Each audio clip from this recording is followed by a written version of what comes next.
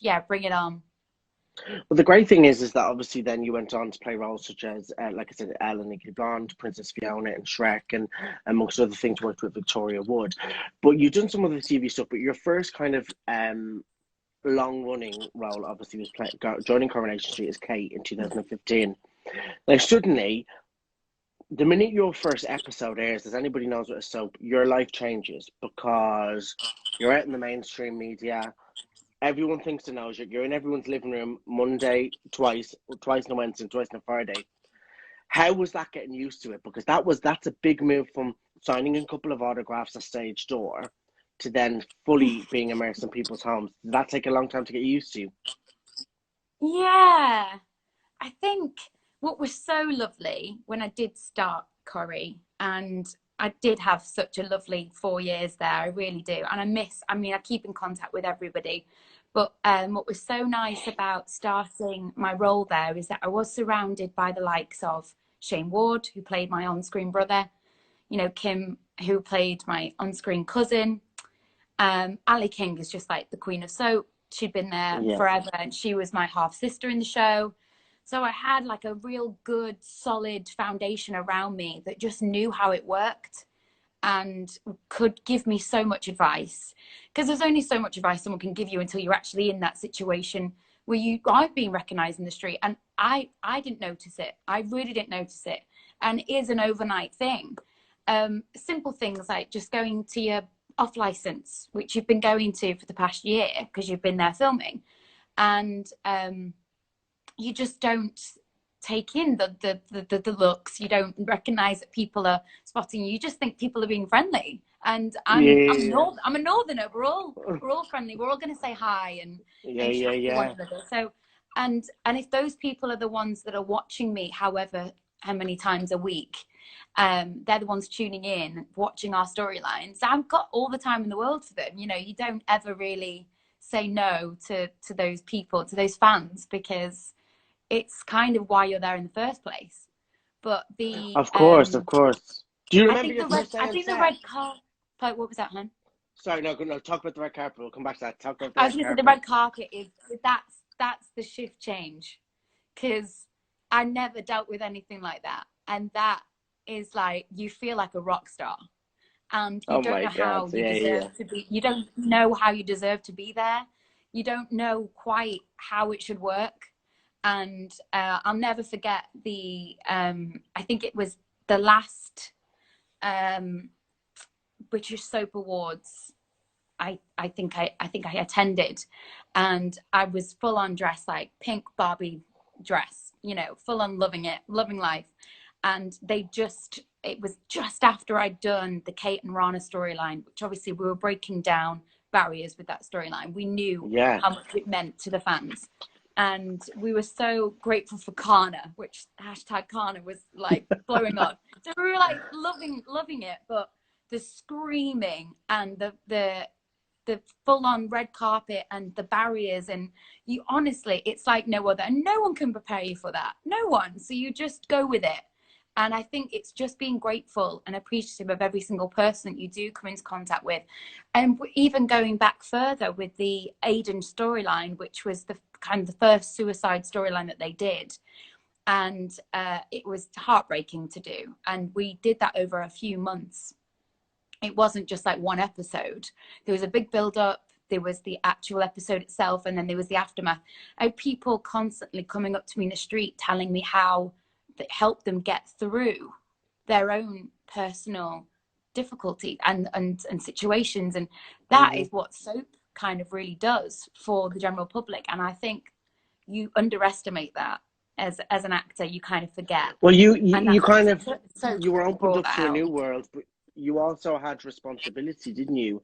A responsibility with Yeah. all those storylines. But just something you said really quickly there about the red carpet. Of course, then for anybody, well, most people would know as well. You won an NTA for best newcomer. I mean, that must have been outrageously brilliant. I mean, you're getting to do what you love. You get Who'd paid have to do it, and thought then that I was suddenly, best newcomer for being a I lesbian? know. Hi. I love it. Um, How was I that? How was was that? not. I was. When it first happened, I kind of was like, how is this happening? Because Shane got Best Newcomer and he was only in the soap a couple of months before. I was baffled by it all. I was a bit like, what? I'm up for what? But when it did happen, yeah, best night of my life. I always tell everybody that. It's the best night of my life. Because you never, and I will be really honest with everybody about this in this industry.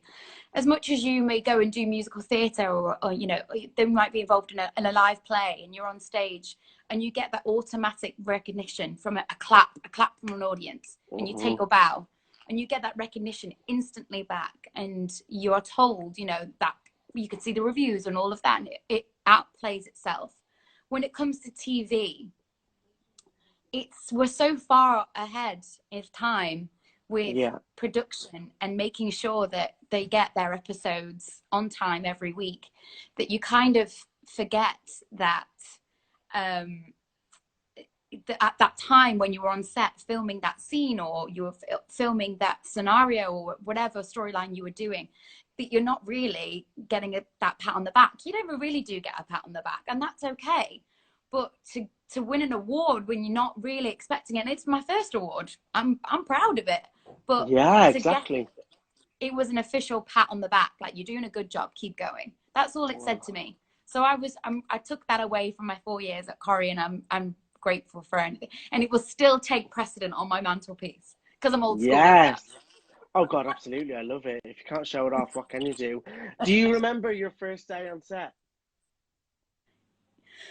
Yes, we were in the factory, and we were filming a continuity. Obviously, it's not all scene 1, scene 2, scene 3. It's all out of sync. So you kind of have to get your head around the script and the scenes and where you're coming and going. But I definitely know that we were in the factory, and it's just a whole other world, because when you go to the Coronation Street set, the external of Coronation Street, the actual street itself, it's all real, it's all authentic. The only thing that you don't see is inside the houses. That's all in studio. But the factory itself is a whole other building. It is a factory, and inside there are working machines, there are offices, there is a side that is the pickup of the delivery for the van and all of that. It's too authentic. You walk into a whole other world. And of course, I'm just this, you know, little Mancunian, and I'm all twirly and, like, you know, bright-eyed and bushy-tailed, ready to go. Must be the most annoying person to have on set at 7:30. But I was like, whatever, love my job. Hi. Ready for it, and I'm loving it. Yeah, and I was with Shane Ward, and he just became instantly like that, like my brother. Still to this day, he is someone who I could just call up at the drop of a hat, and, you know, whether I need to vent to him or whether I just need his advice or just someone to catch up with, he is totally like golden inside and out. Really, really, like, we hit the ground running as on-screen brother and sister, and I couldn't have asked for a better kind of sidekick really to have with me.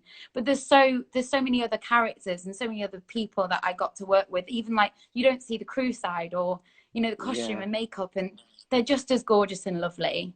And we all have our bad days, trust me. Like, who wants to, you know, be working the hours that you do? It can't always be rosy, and it's not always pretty, and it's not always red carpet. So yeah, it was definitely like, it's made me, it's hard work, isn't it? Working how in a I soap don't know, is hard. it's made me more of a grafter. Pardon? Well, but it's hard work, because people don't see when you're doing soaps, you know, particularly with long running soaps, there's schedules that need to be kept to. And I mean, I went into doctors for a few weeks last year, and that was really hard, because you were constantly jumping, like you said, you're constantly going from episode to episode to episode. You're kind of constantly trying to keep engaged mentally. So not only is it physically tiring, but mentally it can be so tiring, and mentally tiring as well, because you dealt with some really hard hitting storylines when you were there. Obviously, one of them being your love affair with Rana, which obviously hit on so many things. Obviously, with her being her religious background not adhering not only to her being a lesbian, but also she was having an affair. There were so many different things like that, and then obviously Aiden's suicide. When you're first met with a storyline like that, what way what was your reaction? What way do you deal with it? And I understand that Coronation Street are incredible with regarding to holding people's hands along the way. Yes, 100%. We'd have on-set therapists that would talk you through the scene, walk you back to your dressing room, you know, open conversation Wow. about how you're feeling, how was that, and how do you feel that Kate should feel, and how would you separate yourself from the character so that you don't take it home, because you naturally do, you care so much, and then you end up, you know, you want to go home and kind of talk to your family about it, or talk to your partner or whoever is at home for you.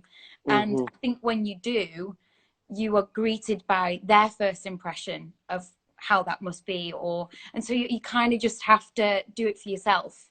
And they do guide you, they do hold your hand, they do really take care of you and protect you. And I suppose, yeah, we were really lucky to have that, because not everybody gets that. I suppose that's also the downside. I think if you don't take care of yourself, or if you don't have those people to talk to, you need it. You need it to just switch off. You know, remember that it is just a storyline. You can't get too attached. And again, there is a responsibility, but there's ways of dealing with it. You know, they always put the helpline or the charity that they're dealing with after every episode. There is always someone to call. And I suppose that's, you know, that's their job as well, to make sure that they take care of the audience. But that also made me really aware, you know, of how powerful soap can be, and what we're just sat there watching something for half an hour just to escape, but what it's also doing for families at home who are going through similar situations, and hoping that we're giving them an outlet, you know, or even just help go through that. So yeah, it was amazing. It was, honestly, I loved it. I wouldn't even change a thing about my time there. It was really, really lovely. So, and Hard work, real hard work, but amazing. It's amazing to hear you talk about it, because actually, um, the things about the support network for actors, and particularly nowadays when television companies have such responsibility for their actors. We almost talk about what they don't do, and sometimes we forget about what they do. So to hear you talk so eloquently about, you know, the therapist on set walking you to your dressing room, talking to you and engaging with you, that is really, really important, I think, for audiences to know that these actors are being looked after, and particularly at the times like this, even, you know, pastoral care is even more important now with the way that it's going to be filmed. Would you know, obviously, I know you've not been left long and things are in the pipeline, but a lot of the questions here are saying, would you ever want to return to Coronation Street? Of course I would. Of course I would. Come on, I'm a Connor. Yes. I like the fact that there's still my family there.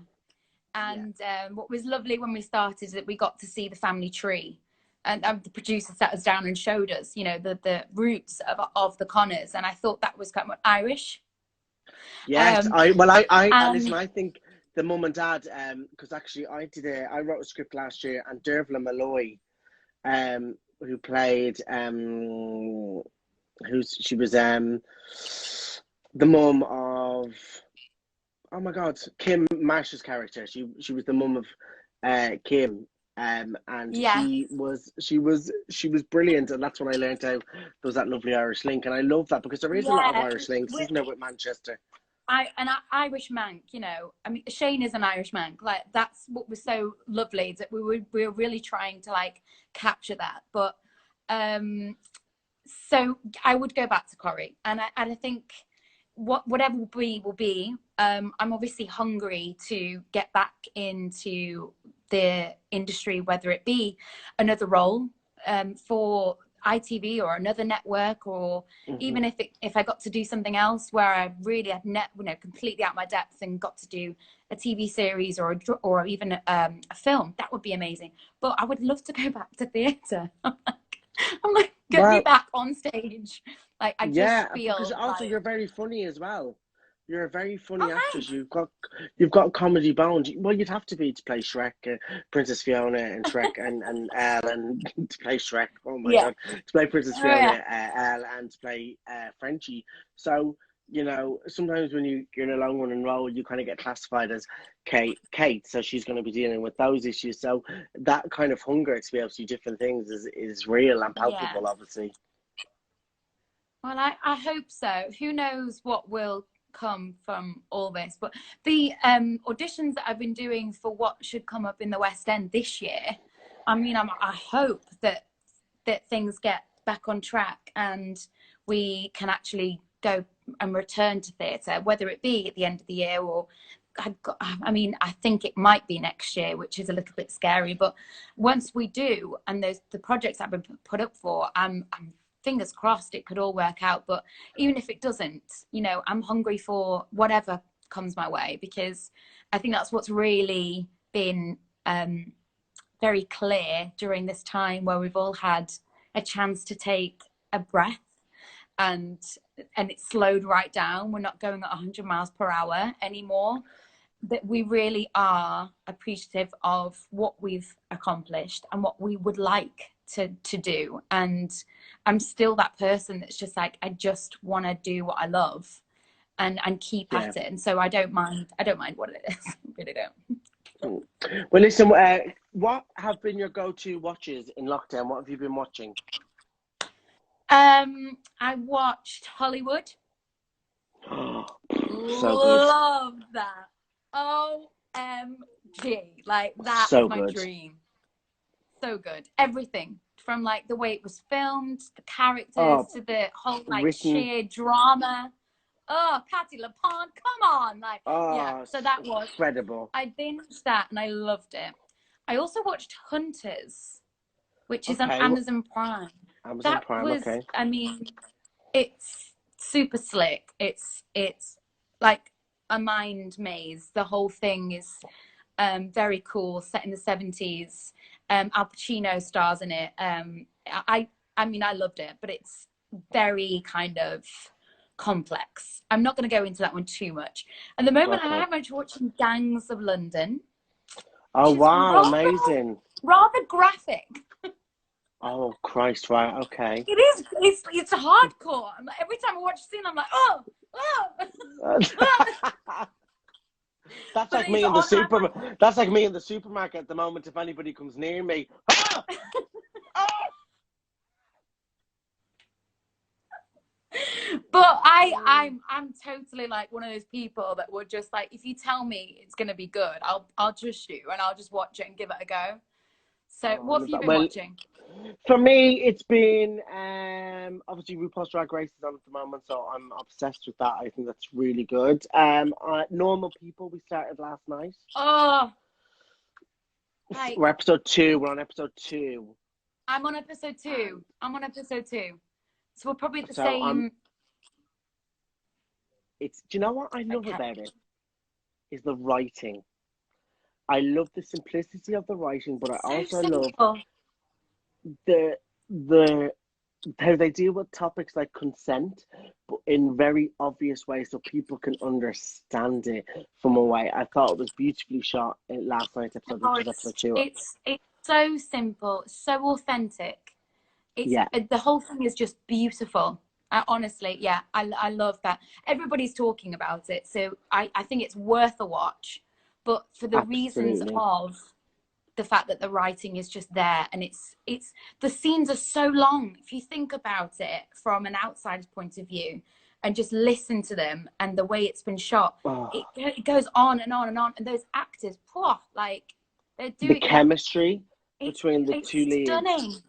It's actually It's it's electric because it keeps you engaged, and if other people might be like, oh, this is a bit raunchy, for a BBC drama, but actually it's so authentic and true to itself that I don't think it's uncomfortable. I think it's like, have you seen The Affair?